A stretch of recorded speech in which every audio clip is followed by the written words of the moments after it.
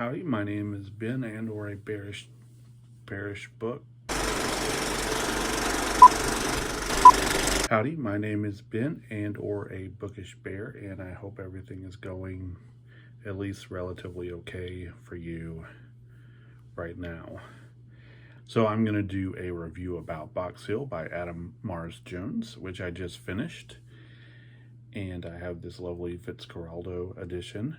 It can be February every month in your heart, if you let it. So I want to talk about this book. Can I do this? Is this gonna be a thing? Yeah, okay. So I've decided to do reviews in a certain way, and I'm gonna make a video about how I'm going to do them. So I'll link that below, but this will be my first one. So I'm not gonna explain the process. I'm going to do that in a different video. So first up, the question, did I like the book? Yes, no, or meh?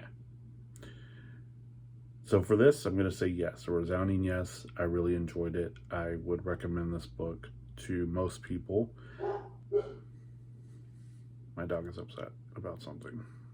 I would recommend this book to most people. It is great. So yes, I enjoyed it. Part two, a song that reminds me or fits the vibe of this book. And for me, the sort of only option that popped into my head as a soundtrack for this book would be Perfume Genius, who is a gay songwriter and artist, and he's amazing. But the song choice, it was tough. For this book, the song needs to have an edge to it. It needs to be slightly romantic, but a little dangerous. And so the vibe is Nothing at All by Perfume Genius. I will put a link as well below for that song if you want to listen to it. And third, let's just talk about the book. So this part can be a little spoilery. I will let you know how spoilery and into detail I will get. But mostly I'm going to be talking about the book as if you have read the book. So if you've not read the book and you don't want spoilers, skip this part. So Box Hill, basically it has two plots going on. The main plot and a sort of B plot. The main plot is about Colin, who sort of literally stumbles and trips over this biker named Ray. Immediately basically start this relationship, which is predominantly a sub-dom relationship, sub-master, however you want to call that.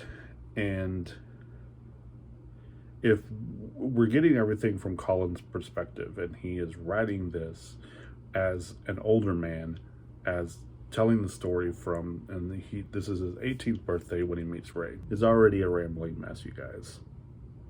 You're welcome. So Colin and Ray are having this relationship, and Ray is a biker. He's part of a biker club, and it's about their relationship. Since we're getting this from Colin's perspective, there's also a romantic element to the relationship, at least from Colin's point of view. And from what we learned from Colin, there's this romantic aspect to Ray and Colin's relationship as well. The B plot is about Colin's parents and their relationship.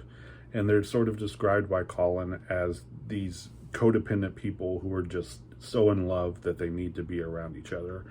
And when Colin's mother has a scare about an illness, it sort of deteriorates Paul's father. And his father sort of becomes obsessed with this idea that he might lose his wife and his companion, this woman that he loves, and it sort of ruins their lives because he won't let her out of his sight. He wants to be around her constantly.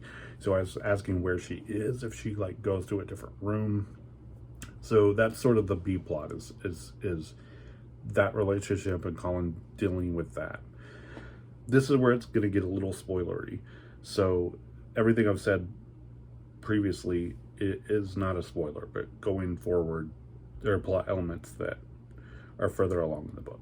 So this novel is essentially a book about grief and dealing with loss.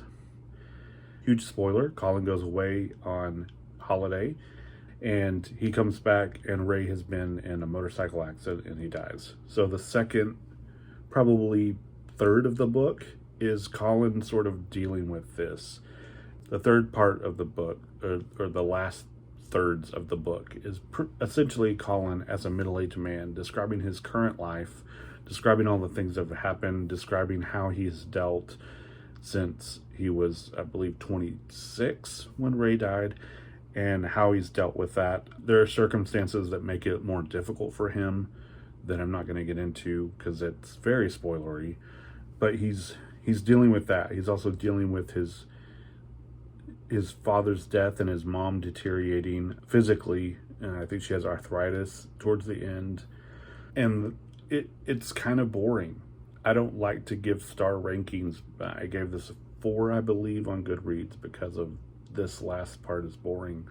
But the more I think about it, the more brilliant it feels. That the last and the ending is sort of boring because it's this monotony. It's this just delve into his boringness and his life, and even the things that he doesn't consider boring that are boring to most people. His hobbies, his interests, he's just into those things, and it's all this way to get over the loss of his love, Ray. And the more I think about that, the more real and honest it feels. That it's so